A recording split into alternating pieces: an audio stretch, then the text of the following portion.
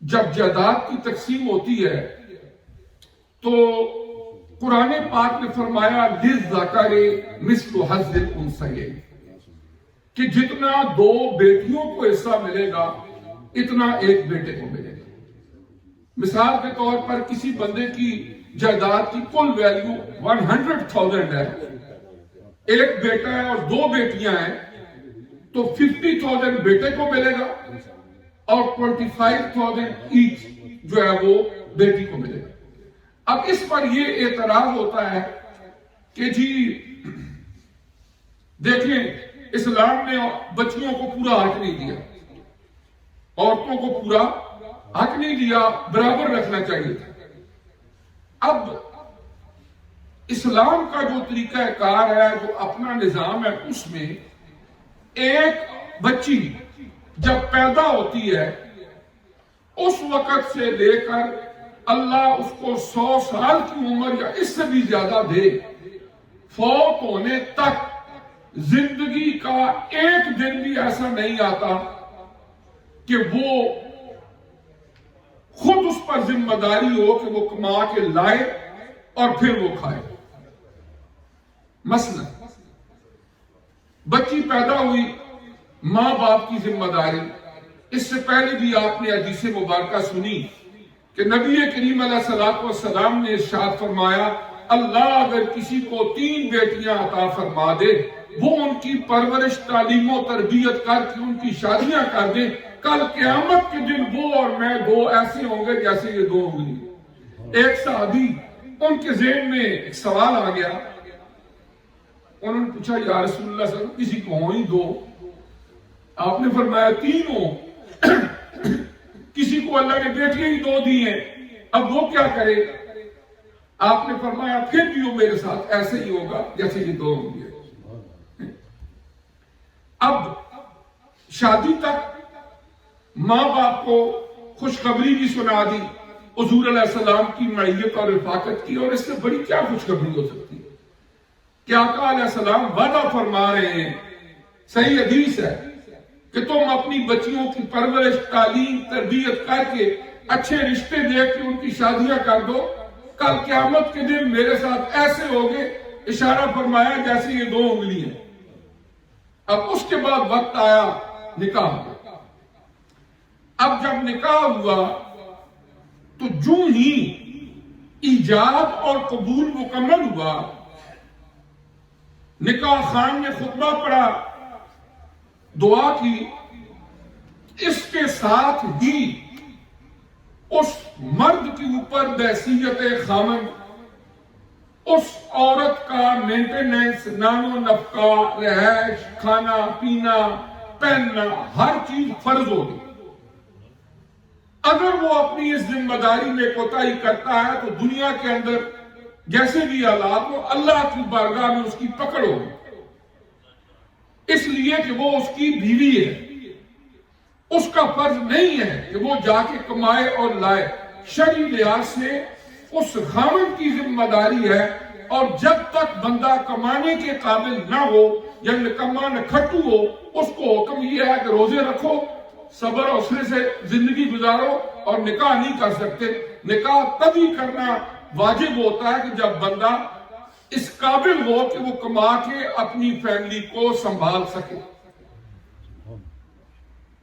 اب اس کے بعد آگے چلیں، پھر اللہ تعالیٰ اولاد دے دیتا ہے اس عورت کو جس کی شادی ہوئی، اللہ نے بچیاں دی، بچے دیے، ان کی پرورش، ان کی تعلیم و تربیت، اس میں جہاں ایک طرف ماں کا حصہ ہے کہ وہ اپنے بچوں کی اچھی تعلیم و تربیت کا اہتمام کرے، جو ماں کی لیپ ہوتی ہے، گود ہوتی ہے، اس کو یونیورسل ٹروتھ بن گیا ہے کہ ماں کی گود پہلی درسگاہ ہوتی ہے۔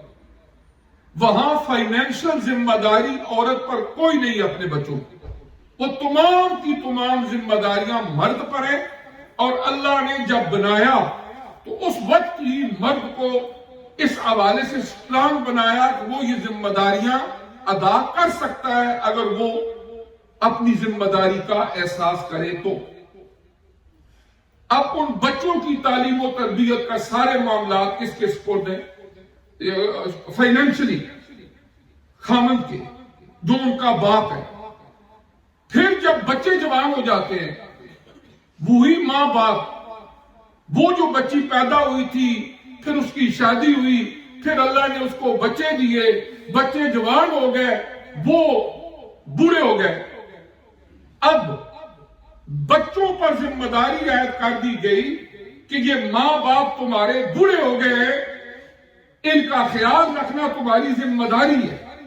قرآن نے فرمایا وَقَضَىٰ رَبُّكَ أَلَّا تَعْبُدُوا إِلَّا إِيَّاهُ وَبِالْوَالِدَيْنِ إِحْسَانًا إِمَّا يَبْلُغَنَّ عِندَكَ الْكِبَرَ أَحَدُهُمَا أَوْ كِلَاهُمَا فَلَا تَقُل لَّهُمَا أُفٍّ وَلَا تَنْهَرْهُمَا وَقُل لَّهُمَا قَوْلًا كَرِيمًا. فرمایا کہ اللہ تمہیں حکم دیتا ہے وَقَضَىٰ رَبُّكَ اللہ کے سوا کسی کی عبادت نہیں کرنی عبادت اسی کی ہے لیکن والدین کے ساتھ اس میں سلوک رکھنا ہے. ماں یا باپ میں سے کوئی ایک اگر بڑھاپے کی عمر کو پہنچ جائے اما یبلغن عندک الکبر احدهما او کلاهما فلا تقل لهما اف ولا تنهرهما کبھی اپنی زبان سے انہیں اف بھی نہ کہنا اور کبھی مت جھڑکنا کوئی ترش کوئی ہارڈ ورڈ یوز نہیں کرنا. وَقُلْ لَهُمَا قَوْلًا كَرِيمًا جب بات کرنی ہو تو پیار سے ان سے بات کرو. ایک عربی کا مقولہ ہے کہ جو تلوار کے ساتھ بندے کو زخم لگتا ہے نا وہ مندمل ہو جاتا ہے ٹھیک ہو جاتا ہے. کوئی آپ نے میڈیسن لی کچھ کیا وقت کے ساتھ ساتھ ٹھیک ہو جاتا ہے لیکن جو زخم بندے کی زبان سے لگتا ہے بعض اوقات پوری زندگی ٹھیک نہیں ہوتی. یہ عربی کا ایک مقولہ ہے کہ بعض اوقات اپنی زبان سے بندہ کسی کو ایسا لفظ کہہ دیتا ہے جب وہ سامنے آتا ہے اس کو یاد آتا ہے تو وہ زخم جو دل پہ لگتا ہے نا وہ ساری زندگی مندمل نہیں ہوتا لیکن تلوار سے لگا ہوا زخم وقت کے ساتھ ٹھیک ہو جاتا ہے. اور خصوصی طور پر والدین ان کے بارے میں فرمایا وَقُلْ لَهُمَا قَوْلًا كَرِيمًا اللہ جانتے ہیں وہ ہماری سائیکی ہمارے ایک ایک باڈی سیل کو پیدا بھی کرنے والے اور وہ ہمیں جانتے ہیں کہ ہماری فیلنگز کیا ہوں گی. فرمایا پیار سے بات کرنا اور پھر اللہ کی بارگاہ میں دعا کرنا. دعا بھی وہ جو اللہ ہمیں سکھا رہا ہے بحیثیت اولاد اپنے ماں باپ کی اولاد کے طور پر سکھا رہا ہے کہ اپنے ماں باپ کے لیے کیا دعا کرنی ہے. وَقُلْ رَبِّ ارْحَمْهُمَا كَمَا رَبَّيَانِي صَغِيرًا اے اللہ پاک میرے ماں باپ پر ایسے رحم کر جیسے میں چھوٹا تھا تو یہ میری اوپر رحم کیا کرتے. کما ربیانی صغیرا میں چھوٹا تھا کبھی ماں کے پیٹ میں تھا کبھی پیدا ہوا تھا ہلنے جلنے کے پراپر قابل نہیں تھا کچھ ہر چیز کھا نہیں سکتا تھا. ان میرے ماں باپ نے میرے اوپر رحم کیا مجھے پالا پوسا مجھے یہاں تک پہنچایا.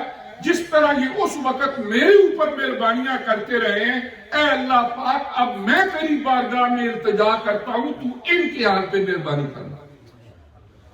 تو عرض کرنے کا جو مقصد ہے وہ یہ ہے اب جس طرح میں نے عرض کیا اب وہ جب عورت بوڑھی بھی ہو گئی ماں بن گئی اس وقت تک اللہ تعالیٰ نے اس کو اولاد دی ہے. اس اولاد کی ذمہ داری لگا دی گئی کہ تم نے اپنے ماں باپ کا خیال رکھنا ہے. یہاں تک کہ جب وہ دنیا سے جاتے بھی ہیں تو اولاد کے اوپر ماں باپ کے جو حقوق رکھے گئے ہیں وہ دنیا کے اندر جو وہ فوت ہوں ان کی تجہیز و تکفین کا اہتمام کریں اور جب وہ دنیا سے چلے بھی جائیں تو یہ حقوق کا سلسلہ ختم نہیں ہوتا. ان کے لیے دعائیں مغفرت کرتے رہیں. اور ایک حدیث میں ہے کہ زندگی میں ماں باپ جن لوگوں کے ساتھ اچھے تعلقات رکھتے تھے بعد میں اولاد ان تعلقات کو برقرار رکھے کہ یہ میرے ابو کے ساتھ اچھے تعلق والے تھے یہ میری امی کے ساتھ اچھی تعلق والے تھے. کوئی عورت ہے وہ سہیلی تھی ان کی تو اس طرح یہ ہے کہ ان تعلقات کو برقرار رکھیں. یہ حق بتائے گئے اولاد کو. تو کہنے کا مقصد یہ کہ جب عورت کو جائیداد میں سے نصف حصہ ملا، بیٹے کے مقابلے میں بیٹی کو نصف ملا، بیٹے کے اوپر ذمہ داریاں کتنی ڈالی گئی فائنینشلی، لیکن عورت کو جو ملا بھی ہے وہ ساری زندگی ایک پائی بھی خرچ اس میں نہ کرے تو اس پر کوئی بوجھ نہیں. جتنا بھی اس کو ملا ہے حصہ ضرور دینا چاہیے، وہ شرعی حق ہے اس کا، لیکن اسلام کے اندر یہ نہیں ہے کہ تم برابر کیوں نہیں دیتے. اگر ایک فیکٹری میں آپ کام کرتے ہیں، ایک وہاں پر ایم ڈی ہے، ایک مزدور ہے، ایک سیکورٹی گارڈ ہے، عدل اس کو نہیں کہتے کہ ہر ایک کو برابر تنخواہ دو. عدل اس کو کہتے ہیں، انصاف اس کو کہتے ہیں کہ جس کا جتنا حق بنتا ہے اس کو پورا ملے، اس کو انصاف کہتے ہیں. یہ غلط فہمی ہے کہ جی برابر کیوں نہیں دیتے. جی اسلام کے اندر کہا گیا جی للذکر مثل حظ الانثیین کہ مرد بچوں کے مقابلے میں بچی کو آدھا ملے گا. جب بچی کو آدھا دیا تو فائنینشل ذمہ داری زیرو اس کے کندھوں پر ڈالی. مرد کو اگر ڈبل دیا تو 100% ذمہ داریاں اس کے کندھوں پر بھی ڈالی.